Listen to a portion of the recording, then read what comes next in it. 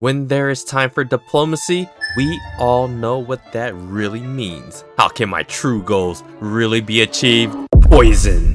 A caravan coming in with items across the world comes into the Emperor's palace for some festivities and in exchange for coins for rare items that the people of the Emperor's palace don't come across that often, if ever. In this time period of food testers for the almighty powerful, there are always those that seek to overthrow the Emperor or just simply yeet someone you don't like. Whether it's a rivaling nation or internal matters, you can bet your stuffed meat bun is filled with all types of underhanded ingredients that got you belly over in the chofang stank. For this video, we're going to be covering the Apothecary Diaries, Season 2, Episode 3, Corpse Fungus. In Episode 2, Maomao got really suspicious as top tier concubine Gyokuyo was given options for dresses from the caravans and noticed something suspicious about them. The sash is a lot higher on these dresses, which is really important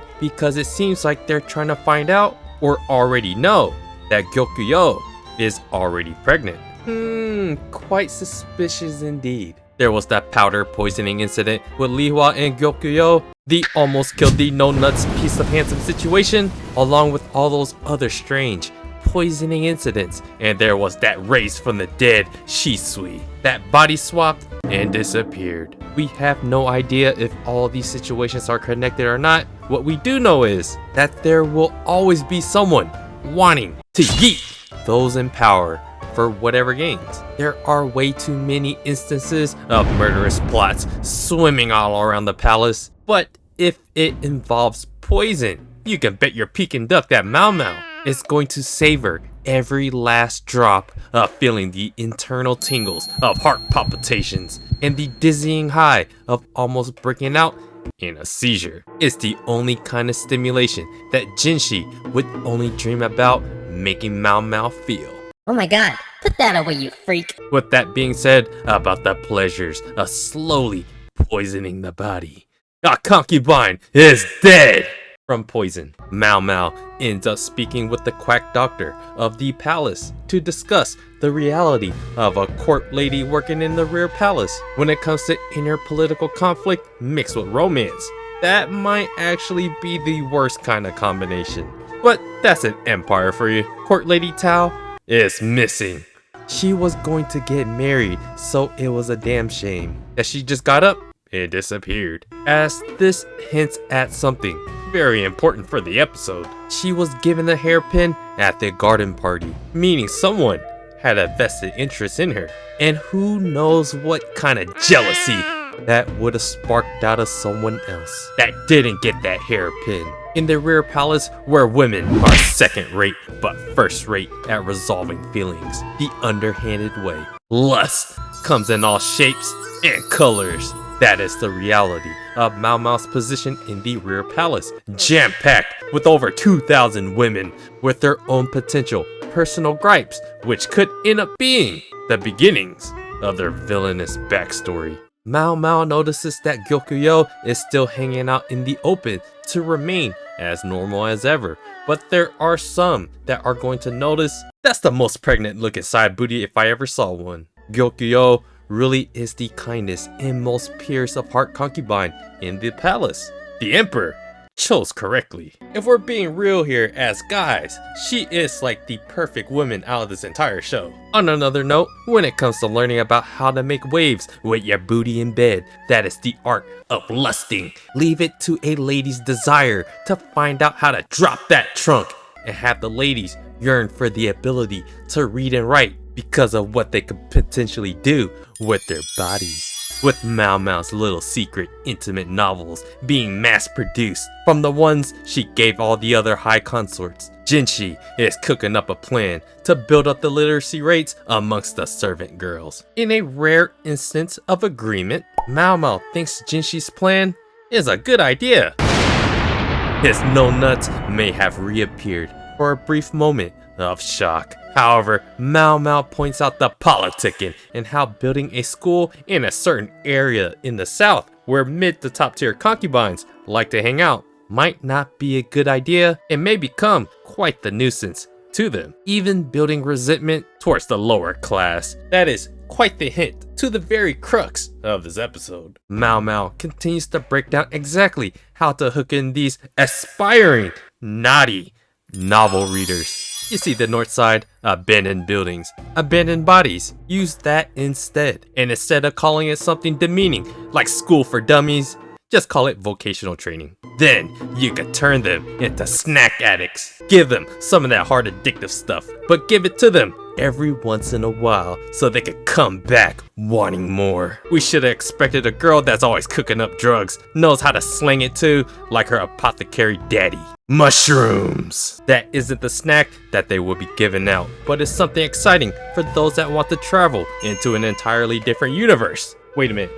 It's not that kind. Mushrooms are exciting in many different aspects and serve many different purposes, like moonwalking. You masochist. You're responsible for poisonous mushrooms, as was eating all the potentially poisonous food. Is that a punishment or is that really a raise? All the court ladies be sneaking in for some yummy in my tummy mushrooms. And it's up to you, Maomao, to be poisoned before they do, because we know you can take it. For some yet unexplained reason, Jinshi pulled Maomao into his lair to speak about these various subjects, when it might have been good for Gyokuyo to hear all of these details. But never mind that, because the answers are always in the future. Woo! Yummy poisons, here we go. It's a beautiful day, and Maomao is going to go hunting to put a stop to these poisonous mushrooms that she totally won't sneak into the inside of her body. And she totally won't lie about the contents of very specific mushrooms. South side is where all the snobby, high-class ladies are, so north side of abandonment. Let's go. Maomao comes across a mushroom paradise like those are the kinds for the normies, but these are the kinds that you can take into another galaxy. But something seems to be oddly smelly about these mushrooms, and is reminded of something that Shisui said. No matter if the mushroom was sprouted from sewage water or not, it's all Maomao's mushrooms now. Maomao is asked by Gyokuyo and her attendants to help with something, and notices a black string tied to the wrist, and that this black string is a custom that pays respects to the noble that passed away. Gyokuyo's attendant asks Maomao to come along with her for dinner and to pay her respects, as she speaks about this Jin concubine person that passed away. She was a concubine that was sick for the past year and died, apparently from food poisoning. That's something that Maomao cannot relate to. Going along with the theme of the episode of the class divide between concubines and servants, it turns out that this Jin person was quite the stereotypical noble prick who physically and mentally abused those that she was jealous of. She treated everyone like how you would treat snacks and devoured everyone beneath her like an addiction to showcase her dominance. She was quite the suspicious character, attacking middle to lower consorts, so that naturally put someone like Jinshi on edge, who was responsible for keeping the peace around this place. But without hard evidence of any wrongdoing, of abuse, they couldn't do anything. Until karma! It sounds pretty normal for the servants of other consorts to resent a person like this, and so Hongyang did not hold back in explaining what kind of person Jin was. Given the hard time she even put her ladies in waiting through, her death was like a sense of relief for everyone. With this interaction with Hongyang, Maomao's deductions start to unfold. With the dead body, you gotta find the cause, which is food poison. What did Jinshi make her investigate? Poisonous mushrooms. What is the motive, and who does everyone hate? That one bitch! Why didn't Jinshi allow Gyokuyo and her attendants to overhear what he was telling Maomao? Because the culprit might just be nearby. Maomao is at the place of Jin's mourning, and she notices one of her ladies in waiting has some kind of bad rash, and the wheels start to turn faster and faster as she notices the exact kind of inflammation that might have been caused by. The suspense is getting more suspenseful as Maomao ponders over Jin's potential symptoms. Then someone runs in to pay her disrespect. respect. This is like when your boss is a known abuser that suddenly meets their karma and all the victims gather around to laugh and stomp all over her grave. We are now witnessing the inflammation all over Concubine's son's face, the other lady in waiting's hands, and on the dead body. Maomao has finally put 2 and 2 together to find a mushroom. The backstory of the lady laughing all over Jin's grave was a lower level concubine that the emperor even spent time with, and her name was Concubine's son. But you and I know where this is leading to. A mysterious poison fueled by jealousy started to take over Concubine's son's body. Out of pity and compassion, the emperor allowed Sun to stay at the rear palace because whether she leaves or stays, she is damaged goods. Maomao brings Jinshi and Gaoshen together to take a look at this evil mushroom that blossomed from the forest north side of the palace. All 3 cover themselves with a mask. This mushroom is so poisonous that Maomao even shows her battle scars from a simple touch that she experienced with the mushroom before. It seemed like big yummy, but really it was big yikes. 1 year after Concubine's son contracted the poison, Concubine Jin contracted the same poison by accident. Month by month after each of Jinshi's visit to check up on her, her personality changed and she became depressed, leading to her death. But that's just what Jin's ladies in waiting said, which sounds like a viable story. However, we all know Maomao like we know her. When it comes to drugs and poison, that is her specialty.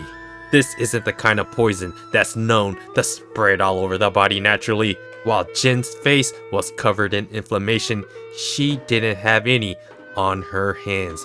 Meaning, someone smeared and spread it all over her face. And we all saw who had inflammation all over her hands. Jinshi gets physical with Maomao, but this isn't the kind of flattery Maomao is into, as she pushes the man with the wrong backstory away to tell him she got some more investigating to do, like, I need a few more no-nuts men. that's okay with lifting a dead body. After a montage of investigation and looking like a mushroom herself, she tells the no-nuts men to shovel right here, right below all these mushrooms. And you know what they find? A dead body! What kind of twist of fate is this? As it turns out to be the body of Concubine Jin.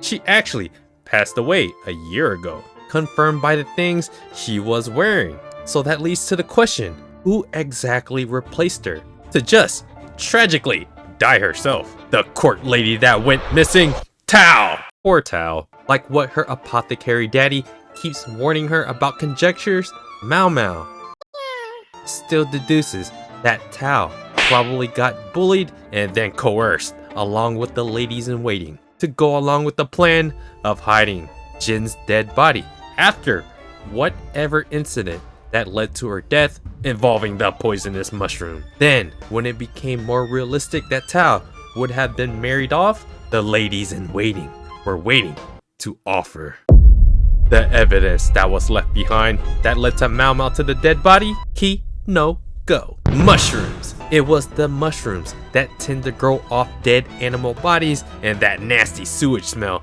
that was really just a dead body. That was the dead giveaway. The Maomao's morbid delight of these delicious mushrooms being born out of death. Now, they are just evidence, and the episode concludes with Maomao staring at a mushroom on the floor to present a rhetorical, open-ended question of what kind of mushroom would grow out of a corpse. This is the kind of question that spawns deep analysis in a long-winded video essay, but we ain't gonna do that to you.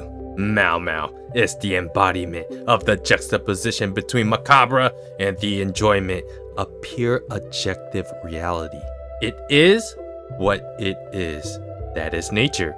It is the yin and yang of the growth of something useful and delicious that spawns off of death.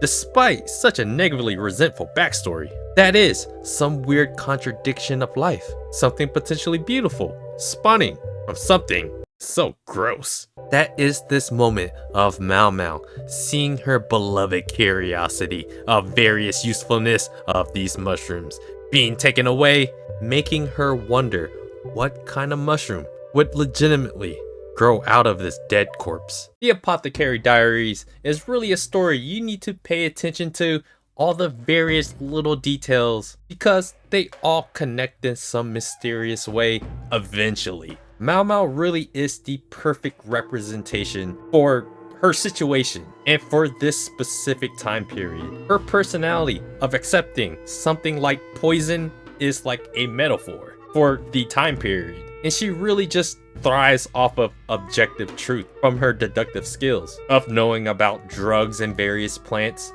of being an apothecary, while the social and cultural structures around her is all about trying to kill someone and take someone's position. The Apothecary Diaries, it's almost like Detective Conan, but in like a darker environment in the Tang Dynasty China time period. This episode was really the insight into what life can be like in the rear palace, between the hierarchical social structure, between servant and concubine. While we do have those bigger questions of the main plot of who's trying to kill Jinshi and the high consorts, these episodes are basically like standalone episodes that I enjoy, where the story fleshes out a piece of historical context to see what it might have been really like to live in this exact time period, which is pretty cool to see. There isn't many other animes quite like the Apothecary Diaries, set with the same kind of themes. So yeah, this was a good episode. It's my first actual episode kind of a review, and let me know what you guys thought about this episode. And do me a favor guys,